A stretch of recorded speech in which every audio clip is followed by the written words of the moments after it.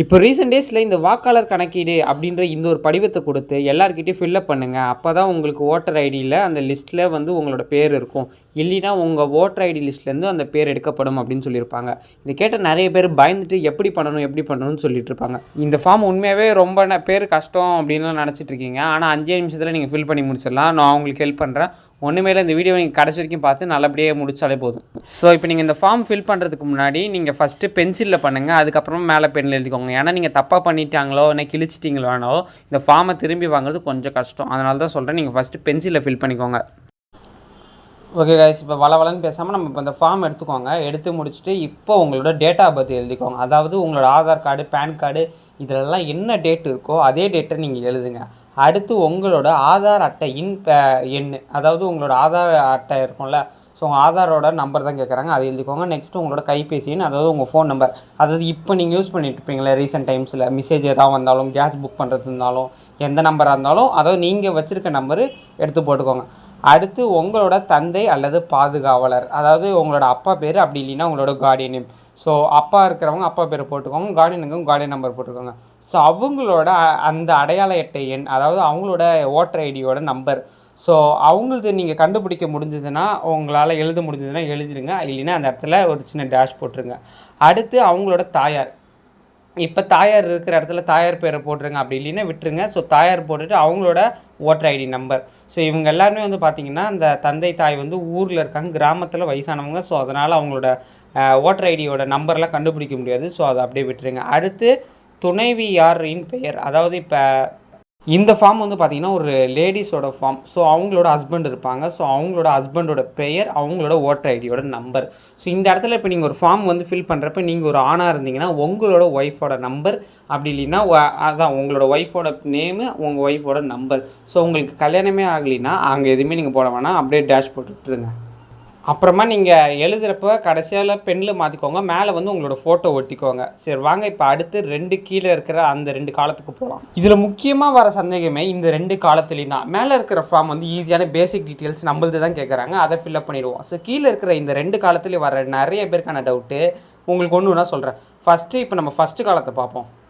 So first காலமில் இருக்கிறது முந்தைய சிறப்பு தீவிர திருத்தத்தின் உள்ள வாக்காளர் பட்டியலில் உள்ள வாக்காளரின் விவரங்கள். ஸோ இதில் எதுவுமே ஃபில் பண்ணாமல் இருக்குல்ல. ஸோ அது எதுக்குன்னு பார்த்தீங்கன்னா, நீங்கள் இதுக்கு முன்னாடி 2002 வந்து பார்த்தீங்கன்னா உங்களுக்கு வாக்காளர் அட்டை இருந்து நீங்கள் போய் ஓட்டு போட்டிருந்தீங்கன்னா அதோட டீட்டெயில்ஸை என்ட்ரு பண்ணணும். முக்கிய குறிப்பு நல்லா கேட்டுக்கோங்க, 2002 அதாவது 2002 வந்து உங்களுக்கு வந்து ஓட்டர் ஐடி இருந்து நீங்கள் போய் ஓட்டு போட்டிருந்தால் மட்டும்தான் இதில் வந்து நீங்கள் பதிவு செய்யணும். அப்படி இல்லைன்னா அந்த காலத்தையே ஃப்ரீயாக விட்டுருங்க. ஸோ 2002 பற்றி தான் இந்த 2 காலமே பேஸ் பண்ணிகிட்டு இருக்குது. ஸோ இப்போ நம்ம அடுத்து ரைட் சைடில் இருக்கிற 2வது காலத்தை பார்ப்போம். முந்தைய சிறப்பு தீவிர திருத்தத்தின் வாக்காளர் பட்டியலில் உள்ள வாக்காளரின் உறவினர் பெயர்.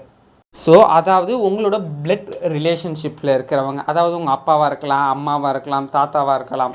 ஸோ அவங்களோட டீட்டெயில்ஸ் என்ட்ரு பண்ண சொல்லி தான் அங்கே கேட்டிருக்காங்க. ஸோ அந்த இடத்துல வந்து பார்த்திங்கன்னா இந்த அம்மாவோட அவங்களோட அப்பா பேர் எழுதியிருக்காங்க. ஸோ அவங்களோட அடையாள அட்டை எண் கேட்குறாங்க, அதாவது அந்த வாக்காளர் ஓட்டர் ஐடியோட நம்பர் கேட்குறாங்க. ஸோ அவங்களோட ஓட்டர் ஐடி நம்பர் நம்மளால் எடுக்க முடியாது, ஏன்னா அவங்க ரொம்பவுமே கிராமத்தில் வயசானவங்க. ஸோ அவங்களால எடுக்க முடியாது. ஸோ அந்த இடத்துல ஒரு சின்ன டேஷ் போட்டுருங்க. அடுத்து உறவினரின் பெயர், இங்கே நல்லா தெரிஞ்சுக்கோங்க, இது முக்கியமான விஷயம். அதாவது இப்போ நம்ம ஃபஸ்ட்டு பேர்னு இடத்துல வந்து இப்போ சும்மா சரவணன் போட்டிருக்கோமா, அந்த சரவணனோட உறவினர் பெயர்னால் இப்போ அவங்களோட ஓட்டர் ஐடியில் என்ன போட்டிருப்பாங்க, சரவணன் உறவினர் பெயர்னால் அவங்களோட அப்பா பேர் போட்டிருப்பாங்க. ஸோ அவங்களோட அப்பா பேரை நீங்கள் அங்கே போடணும். ஸோ அவங்களோட அப்பா பேர் நடேசன் அங்கே போட்டிருக்காங்க. ஸோ அந்த இடத்துல நீங்கள் வந்து அம்மா பேரை போட்டுக்கலாம், அவங்களோட உறவு முறை போடணும். இப்போ வந்து உறவு முறையில் இங்கே அப்பான்னு போட்டிருக்காங்க. ஸோ உங்களுக்கு அந்த இடத்துல அம்மா பேர் இருந்ததுன்னா அம்மா பேரை போட்டிருங்க, உறவு முறையில் அம்மான்னு போட்டிருங்க. ஸோ மாவட்டம் வந்து போட்டுக்கோங்க. இப்போ நாங்கள் இருக்கிறது வந்து சென்னை, ஆனால் அந்த ஊர் வந்து பார்த்திங்கன்னா கடலூர், ஏன்னா இவங்க எல்லாமே அந்த கிராமத்தில் இருக்கிறவங்க. ஸோ மாநிலம் வந்து தமிழ்நாடு. ஸோ அப்போ இருக்கிற சட்டமன்ற தொகுதியின் பெயர் கேட்டிருக்காங்க. ஸோ அந்த வயசில் யாருக்கும் தெரிஞ்சிருக்காது, நம்மளுக்கும் இப்போ தெரியறதுக்கு வாய்ப்பு இல்லை. ஏன்னா இது எல்லாமே இப்போ நீங்கள் இந்த ரைட் சைடில் ஃபில் பண்ணுற பாக்ஸ் வந்து 2002 கேட்டிருக்காங்க. இப்போ நம்ம ஃபில் பண்ணிகிட்ருக்க இந்த நம்மளோட பாட்டனார் டீட்டெயில்ஸ் இருக்குல்ல, இது எல்லாமே வந்து பார்த்திங்கன்னா 2002 உள்ள டீட்டெயிலாக தான் இவங்க கேட்டிருக்காங்க. ஸோ அப்படியே கீழே வந்திங்கன்னா 3 பாக்ஸ் இருக்கும், சட்டமன்ற தொகுதியின் எண் /பெயர். ஸோ அதுவும் நம்மளுக்கு தெரியாது, டேஷ் போட்டுருங்க. அப்புறம் பாகம் எண் கேட்டிருக்காங்க, டேஷ் போட்டுருங்க. வரிசை எண் கேட்டிருக்காங்க, அதுவும் டேஷ்.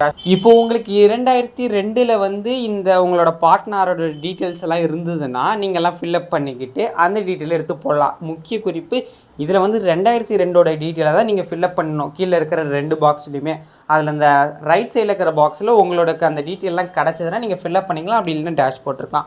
கடைசியில் நீங்கள் வந்து கீழே வந்து வாக்காளர் அல்லது வேறு எந்த வயது வந்த குடும்ப உறுப்பினர் கை ஒப்பம் இடது பெற விரல் ரேகை உறவை குறிப்பிடவும் போட்டுக்கலாம். அந்த இடத்துல உங்களுக்கு சைன் போட முடிஞ்சதுன்னா சைன் போடுங்க. அப்படி இல்லைன்னா அந்த இடது கையில் உள்ள பெருவிரல் ரேகையை வந்து வைங்க. ஸோ வச்சு முடிச்சுட்டு உங்களோட ஃபோட்டோவை ஒட்டிட்டு அதுக்கப்புறம் எல்லாமே பெண்ணில் எழுதிடுங்க.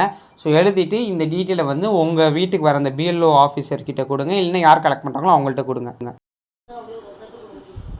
ஸோ இந்த வீடியோ பார்த்துருப்பீங்க. இதில் இவ்வளோ தான் மொத்த டீட்டெயில்ஸுமே. அதாவது மேலே இருக்கிறது வந்து உங்களோட பேசிக் டீட்டெயில், கீழே இருக்கிற இந்த 2 காலமே உங்களோட 2002 கேட்கப்பட்டிருக்க டீட்டெயில் தான். அதில் லெஃப்ட் சைடில் இருக்கிற பாக்ஸில் வந்து உங்களோட 2002 டீட்டெயில், ரைட் சைடில் இருக்கிற பாக்ஸ் வந்து உங்களோட பேரண்ட்ஸோட டீட்டெயிலை கேட்குறாங்க. அதாவது உங்கள் பேரண்ட்ஸோட 2002 ஓட்டர் லிஸ்ட்டில் இருக்கிற டீட்டெயிலை கேட்குறாங்க. ஸோ எந்த டீட்டெயில்ஸ் எல்லாம் இருக்கோ அதெல்லாம் ஃபில்அப் பண்ணுங்கள். எதெல்லாம் இல்லையோ அதில் டேஷ் போட்டு விட்டுருங்க. கடைசியில் உங்கள் சைன் போட்டு ஃபோட்டோ ஒட்டிடுங்க. அவ்வளோதான். இது வந்து ரொம்பவுமே சின்னதான ஃபார்ம் தான். இதை நானே வந்து ஸ்டார்டிங்கில் வந்து எப்படி பண்ணுறது என்ன பண்ணுறதுன்னு சொல்லி எக்கச்சக்கமான பேர்கிட்ட கேட்டுட்டு கொஞ்சம் இருந்தேன். ஸோ இப்போ எனக்கு குழப்பம் தெரிஞ்சிச்சு. அதனால தான் உங்களுக்குமே சொல்லித்தரேன். ஸோ இது ரொம்பவே ஈஸியான ஃபார்ம் தான். சரி, வேறு ஏதாவது உங்களுக்கு இதை பற்றி டவுட் இருந்தாலும் கீழே வந்து கமெண்ட்டில் சொல்லுங்கள். நான் உங்களுக்கு கிளியர் பண்ணி வைக்கிறேன் முடிஞ்ச வரைக்கும். ஸோ ஓகே வியூவர்ஸ், இந்த வீடியோ பிடிச்சிக்கணும்னு நினைக்கிறேன். இந்த வீடியோ லைக் பண்ணி ஷேர் பண்ணி மறக்காம நம்ம சேனலை சப்ஸ்கிரைப் பண்ணுங்கள். இன்னும் சூப்பரான பார்க்கலாம். டாடா.